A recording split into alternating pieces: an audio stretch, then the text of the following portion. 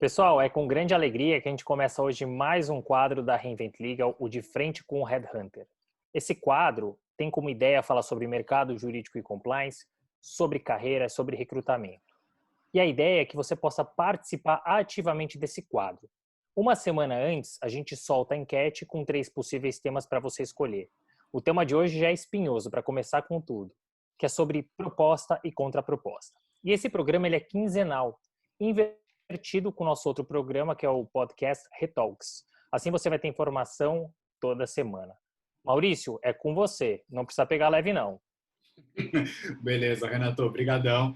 E vamos falar assim, Prazer. acho que a grande sacada do De Frente com o Headhunter é a gente vai poder ter um pouco de informação na condição de candidato que não necessariamente é confortável você perguntar quando está de frente para o Headhunter para não causar uma má impressão ou realmente para que você seja preterido em qualquer tipo de processo seletivo. Então, assim, quando a gente sempre sai da condição de candidato, sempre tem uma perguntinha ou outra que a gente tem curiosidade de saber como é que as coisas funcionam. E vale a pena ter esse tipo de informação disponível para a gente, na E condição essa é de a ideia candidato. aqui. Falar Bom, sem papas na língua. exato. Vamos lá. Começar. Primeiro tiro. Vou ser bem direto contigo. Recebi uma proposta. Como é que eu sei que eu tenho espaço para entrar com uma contraproposta? Vamos lá, Maurício, boa pergunta. Mas antes a gente tem que separar proposta de contraproposta. Proposta, a gente sempre, quando fala em proposta, a gente pensa em financeiro. Sim, a proposta tem uma vertente financeira, mas ela tem, antes de tudo, uma vertente que fala em termos de projeto, de estrutura, da pessoa com quem você vai trabalhar, com quem você vai trabalhar. Então, antes de analisar a proposta financeira, é preciso analisar o projeto. Passada essa parte, está de acordo? A gente vai analisar a proposta financeira. E o que eu sempre falo para todos os candidatos: recebeu a proposta financeira, está muito próximo do que você queria, ou relativamente próximo, não precisa comprar, entre aspas, essa briga, porque você já gera um desgaste antes mesmo de iniciar essa relação. Se de fato existir uma distância grande, ou mesmo um abismo na proposta em que você imaginava, ou seja, na tua pretensão e na proposta formulada, o que eu sempre aconselho é: seja transparente, seja direto, seja objetivo e fale com seu possível contratante. Eu gosto de colocar sempre as partes em contato diretamente, porque eu acho que assim fica muito mais fácil. Se não ficar aquele telefone sem fio, o cliente fala comigo, que fala com o candidato fala comigo, que volta para o cliente, então muita informação é perdida. Eu acho que quando as partes falam diretamente, fica muito mais fácil e muitas vezes isso viabiliza o aceite da proposta e o início da parceria. Ou seja, então quando você está entrando numa negociação como headhunter, você então não está trabalhando em prol do contratante, tampouco em prol do candidato. Você tenta o máximo possível aproximar as partes e não, vamos chamar, acho que a palavra tomar partido é uma palavra que não é bacana nesse caso, mas você tenta não ter qualquer tipo de viés nessa condição. Sem dúvida. Total imparcialidade. O que é preciso ser explicado aqui? O vínculo financeiro é com a PJ, com o escritório de advocacia, com a empresa, com a instituição financeira. O vínculo com o candidato é de relacionamento, mas a minha função é apresentar os melhores perfis dentro do que é esperado pelo meu cliente, o fit com a posição e com o cliente, e viabilizar essa parceria. E eu só vou conseguir isso se eu fizer de forma imparcial. Se eu tiver qualquer parcialidade, poxa, quem me remunera é o cliente, então eu fico tendencioso para esse lado, não vai funcionar a parceria. Eu tenho que viabilizar, sabendo da pretensão do candidato e sabendo até onde o cliente pode chegar, é facilitar, ser um facilitador no final das contas e viabilizar essa parceria, mas imparcialidade é fundamental. Perfeito. Bom, você já deve ter participado em 10 anos como Hunter de uma série de negociações. Me diz uma Muitas. coisa, empresa ou escritório, aonde tem mais espaço para você negociar uma contraproposta? Bom, Maurício, na verdade, o que eu vou trazer aqui não é uma regra, tá? Mas é uma impressão que eu tenho. Quando você fala em empresa, normalmente você tem um plano de carreira muito bem estruturado, solidificado, menos flexível. Quando você fala em escritório de advocacia, você tem um plano de carreira, a maioria deles hoje tem um plano de carreira, mas você tem uma certa flexibilidade, até porque você está falando de basicamente 3 grandes senioridades. Você está falando do júnior, do pleno e do sênior, e você vai ter as suas ramificações. Então, você consegue brincar e lidar com essas ramificações. Encaixa aqui, mexe ali, então você tem mais flexibilidade. Quando você está falando em empresa, você tem mais posições e muitas vezes você não consegue mexer. Poxa, a pessoa na empresa atual dela é um coordenador, mas a gente não consegue trazer a pessoa como gerente. E a remuneração da pessoa como coordenador lá não é a mesma que eles querem oferecer como coordenador aqui. Aí teria que mudar o patamar do cargo e isso dificulta bastante. Então, em termos de negociação, em Uhum. teoria, é mais fácil com o escritório do que com a empresa. Tá. E você enxerga essa diferença que você tem falado, que você disse agora, ela é igual em todos os níveis de senioridade ou não? Na medida em que você vai escalando isso para um nível maior de senioridade, você vai vendo a maior flexibilidade ou não com relação às negociações? Eu acredito que a negociação, pela minha experiência, a negociação mais simples é com os perfis mais seniors. Então, se a gente pegar dentro do escritório de advocacia, o advogado sênior, primeiro porque existe uma natural maturidade superior de um advogado sênior. Talvez superior não seja a melhor palavra, mas existe uma experiência maior, né? Uma rodagem maior. Isso faz com que você consiga ter uma negociação mais simples por parte do advogado sênior ou da advogada sênior. Quando você fala de sênior também, você está falando em um range maior. Então, a remuneração inicial de um sênior e a remuneração final de um sênior, ela é maior do que a de um júnior e de um pleno. Não o número, mas a distância entre uma e outra. Então, você Uhum. consegue ter mais facilidade para negociar. Por isso, eu imagino e acredito que, utilizando a bagagem desses 10 anos que eu tenho como headhunter, que é mais simples de se negociar com um sênior do que com um advogado júnior ou com um advogado pleno, nesse aspecto. Tá? Uma dúvida que eu fiquei. Você falou que é mais simples negociar. É mais, entendo eu que é mais simples haver espaço para uma negociação e não a negociação em si, né? Porque como você falou, como os Exato, ranges eles são exato. muito mais amplos, você eventualmente você pode ter, você tem mais, é mais esperado, acho que é a melhor maneira de colocar, que uma negociação, que uma entrada de um sênior tem espaço para uma negociação do que uma posição mais júnior. Acho que foi isso que você quis dizer, não foi? Sim, é uma soma do que você falou com o que eu falei, mas é isso. Por quê?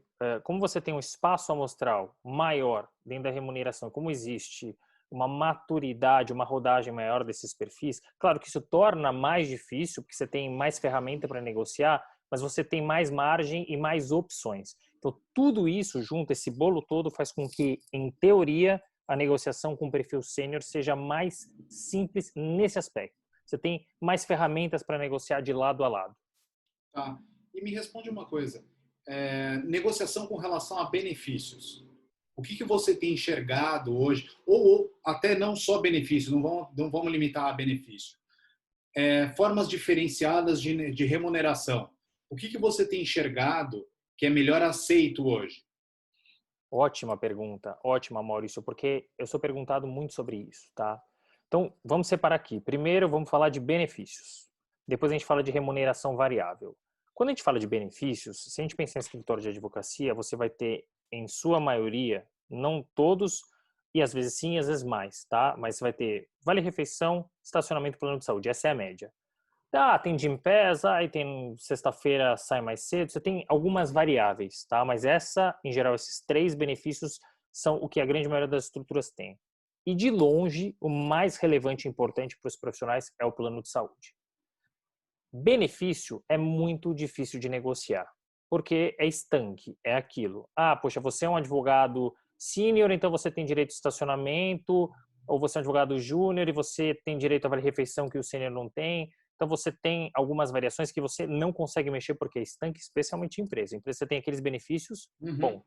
Por política. Quando você fala, é política, não tem muito como negociar, é uma regra, né? Uhum. Agora, quando você está falando de remuneração variável, isso vem mudando bastante no mercado jurídico, mas ainda não é visto como algo absolutamente comum por todos os advogados. Isso é algo normal no mercado financeiro. No mercado financeiro, as pessoas esperam receber uma remuneração menor do que a média de mercado de que outras profissões, para no final do ano ou semestralmente receber aquela bolada e aí na média ficar com uma remuneração bastante atrativa, né? Quando você fala do advogado, isso ainda é incomum. Então, lá atrás, a bonificação começou sendo anual, depois ela reduziu para semestral. Você encontra estruturas que pagam trimestralmente e às vezes até você tem um bônus mensal, né? Que é Uhum. difícil de apurar, mas acontece.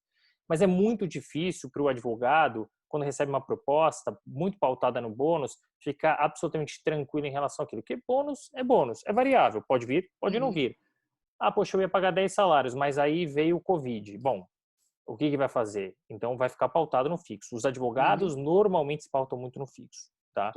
Tem até um exemplo muito curioso. Eu fiz um projeto uma vez num escritório de advocacia de pequeno para médio porte, e o sócio, enfim, tinha vindo de uma estrutura maior quando ele montou, e ele quis implementar uma coisa muito interessante. Era um fixo um pouquinho abaixo da média de mercado, não muito abaixo, e um bônus bastante agressivo e bem objetivo.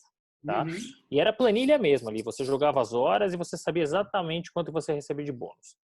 Na época eu falei para o sócio, falei, olha, é ótimo, mas conhecendo o mercado jurídico, ainda mais um perfil pleno, não está muito acostumado, não acho que vai funcionar. Dito e feito. Escolheu a pessoa, fez a proposta, não funcionou. O que ele fez? Ele pegou a mesma proposta e passou a carregar mais no fixo. O pacote, de verdade, no final do dia era exatamente o mesmo. Mas carregou no fixo, diminuiu um pouco o bônus. A pessoa aceitou. Então, não é muito costume ainda, não é costumeiro para o advogado esse tipo de remuneração, mas tende a ser. E agora, pergunta final. Qual foi a pior negociação que você enfrentou? 10 anos de carreira, pensa bem. Tem bastante coisa, hein, Maurício? Olha, um dia eu vou escrever um livro. Quando eu me aposentar, daqui a muitos anos, eu vou escrever um livro que tem muita história legal, tem muita curiosidade. Mas eu vou trazer um exemplo aqui que não tem muita relação em si, ou não tem uma relação direta com a negociação. Tem uma profissional que eu abordei para um projeto e que não estava buscando uma movimentação ativamente. Aliás, 90% dos profissionais que eu movimento acabam sendo muito nessa linha. Eu acabo ranteando, eu entro em contato, tem no momento, a pessoa está bem, mas aberta a novas oportunidades. A proposta financeira foi espetacular. A proposta em termos de projeto foi espetacular. A pessoa não tinha dúvida em relação a isso. Mas quando ela foi informar o superior dela que ela iria para um novo escritório e comentou qual escritório que era, começou o assédio moral. Então, foram ali dias muito difíceis e a gente teve que marcar 2 cafés para poder acalmar a pessoa, para conversar. E, de novo, nesse momento foi fundamental trazer a minha visão, sim, mas uma visão totalmente imparcial. Porque se eu trouxesse parcialidade para fazer com que a pessoa aceitasse e viabilizar a proposta, ou a parceria, isso não ia funcionar no médio e longo prazo, ia funcionar só no curto prazo. E aí era dor de cabeça para todo mundo. Então, eu procurei ser imparcial, trazer a minha visão, trazer a minha bagagem e experiência. Tirei o que eu brinco, eu tirei o crachá de headhunter e falei, vamos bater papo aqui. Ouvi o lado da pessoa, trouxe as minhas impressões e no final das contas, assim, o final foi muito feliz, mas o meio ali foi bastante complicado. A pessoa está lá até hoje? Sim, sim. Tem alguns Isso é meses. bom. Sim, está muito feliz. A gente sempre se fala. E o mais importante, no final das contas, a pessoa não só fez a movimentação e está feliz, mas ela conseguiu sair bem da estrutura onde ela estava, conseguiu contornar e hoje está super bem. Mas foram momentos difíceis, assim, e isso acontece bastante. Posso imaginar. Bom, pessoal, acho que é isso que a gente tem por hoje. O capítulo dessa semana acaba por aqui. Daqui 15 dias a gente volta com um novo tema, mas semana que vem a gente já lança a pesquisa para que vocês escolham qual que vai ser o tema do episódio número 2. Até lá. É isso aí, Maurício.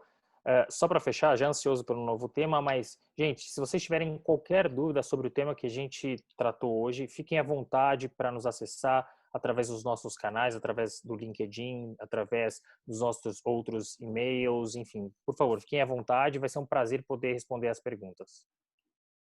Muito E até a bom. próxima. Valeu, pessoal. Até mais. Tchau, tchau.